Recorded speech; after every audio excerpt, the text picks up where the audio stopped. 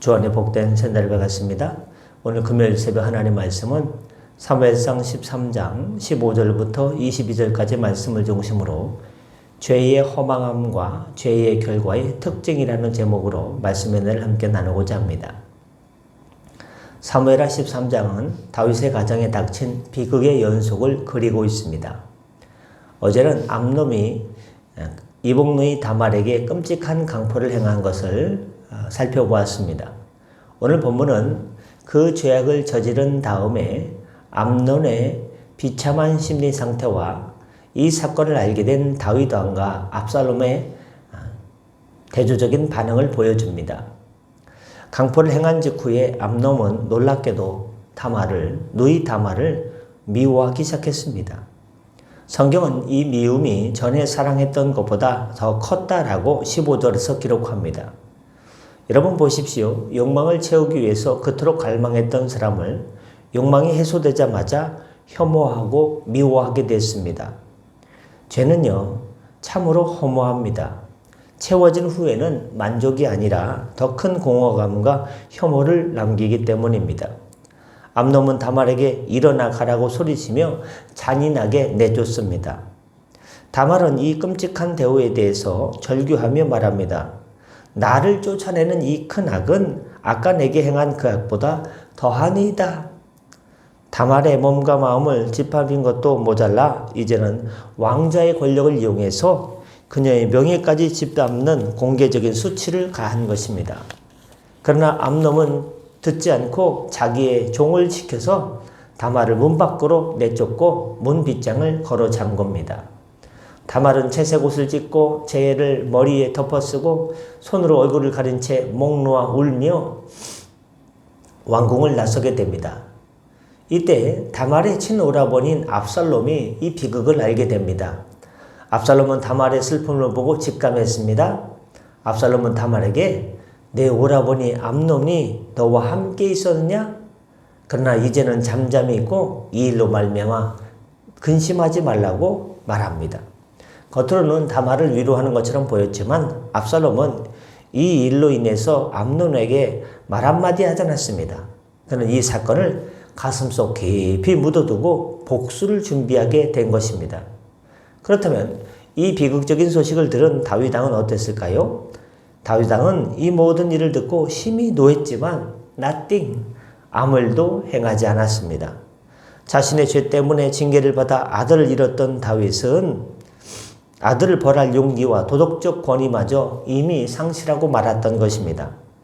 다윗의 무기력한 분노와 압살롬의 은밀한 분노가 결합해서 다윗의 가정에는 이제 피해 복수라는 또 다른 비극이 예고된 것입니다.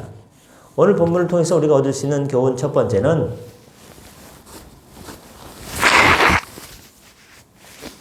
죄를 범한 다음에 극심한 미움과 혐오는 죄의 허무함을 여실히 보여준다는 것입니다. 암논이 다말에게 강포를 행한 직후에 전에 사랑했던 것보다 더 크게 그녀를 미워하게 되었습니다. 사랑이 뭘로 변했습니까? 미움으로 변했죠. 이것은 육체적 욕망이 얼마나 허무하고 얼마나 파괴적이고 얼마나 공허한가를 보여줍니다.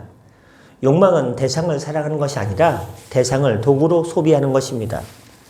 일단 소비하고 나면 그 대상은 자신의 죄를 떠올리게 하는 존재가 돼서 오히려 혐오하게 만든다는 것입니다. 우리는 죄를 통한 만족이 진정한 기쁨이 아니라 극심한 허무감과 공허를 준다는 사실을 기억해야 됩니다.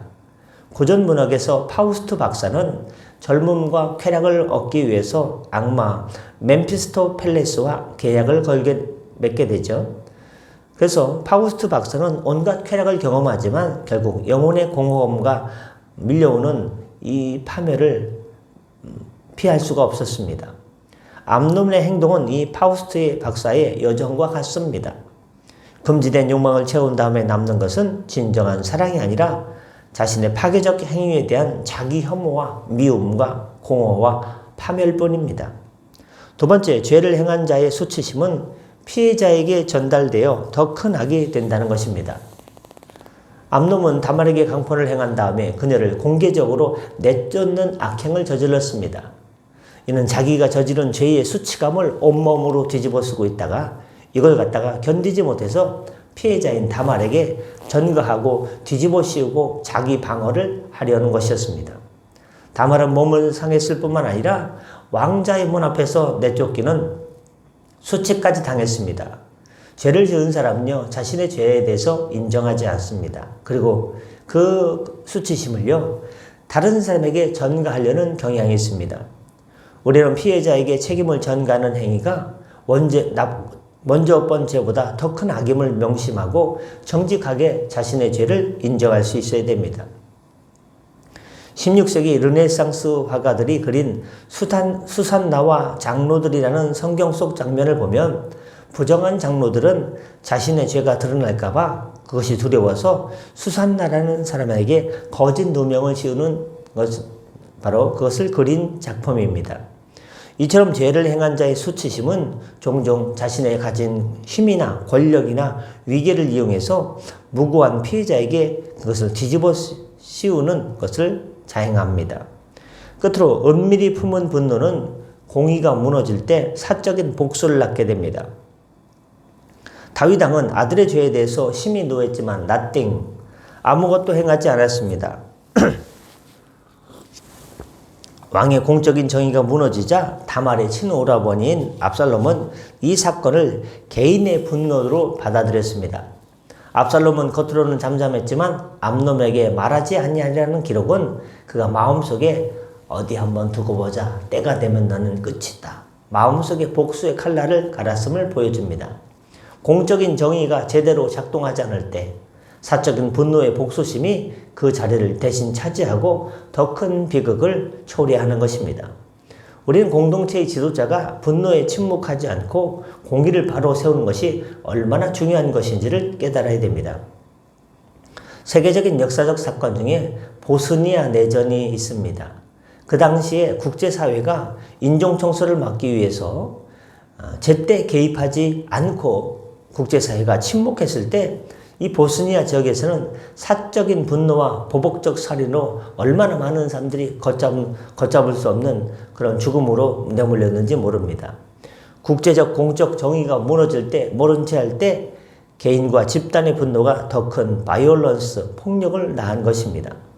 다윗 왕의 무기력한 분노와 침묵은 결국 아들 압살롬의 은밀한 복수를 낳았고 이는 다윗 왕조 전체를 뒤흔드는 결과를 초래했습니다. 말씀하시고자 합니다. 사무엘하 13장 15절부터 22절은 암논이 욕망의 허무함으로 다말을 혐오하고 수치를 전구했으며 다윗 왕의 무기력한 분노 앞에서 아들 압살롬이 은밀한 복수심을 키워갔음을 보여줍니다. 우리는 죄의 허무감을 깨닫고 피해자에게 책임을 전가하지 않으며 공의를 세우는 지도자를 위해서 지도자가 공의를 세우도록 하나님 앞에 공의와 정의를 세우도록 기도해야 될 것입니다. 기도하겠습니다. 공의와 자비 하나님 아버지, 저희가 죄의 허무함을 깨닫고 욕망의 충동을 제어하게 하여 주옵소서. 혹 죄를 지었을 때 암놈처럼 죄의 수치심을 다른 이에게 전가하는 비겁함을 범하지 않게 하여 주옵소서. 저희가 공동체의 공의를 위해 침묵하지 않고 용기 내어 말하게 하시고 은밀한 분노가 아닌 주의 공의와 정의를 세우며 구하는 삶을 살게 하여 주옵소서. 추운 날씨입니다. 성도들 가정에 일터에 은혜와 복을 허락하여 주시고 성령께서 건강을 붙들어 주시고 회복하여 주시옵소서. 보혈의 은혜를 덧입혀 주옵소서. 감사하며 축복하며 예수님의 이름으로 기도드렸사옵나이다. 아멘. 다 같이 자유 기도하시고 편하게 들어가시겠습니다.